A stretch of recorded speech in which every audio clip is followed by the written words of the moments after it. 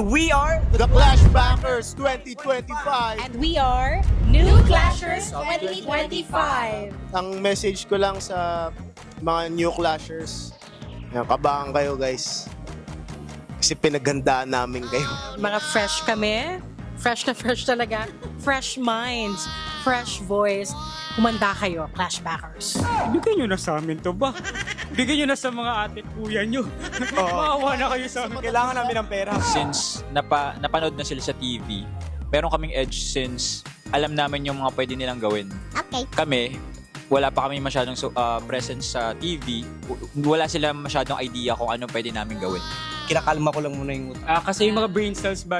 Na-fix mo ba yung mga dapat i-fix? Medyo nahanap ko yung brain ko. That's good. Medyo Clashbackers, galingan po nating lahat. Alam ko naman na magagaling na kayo, pero sisiguraduhin namin hindi kami magpapatalo. Matakot kayo sa amin. Sa amin na to. Oh, kanya, hinihingi niya. Ako mag-claim na ako. Sa amin na. ay mga kapuso, abangan niyo po kami. Dito lang sa Family Feud.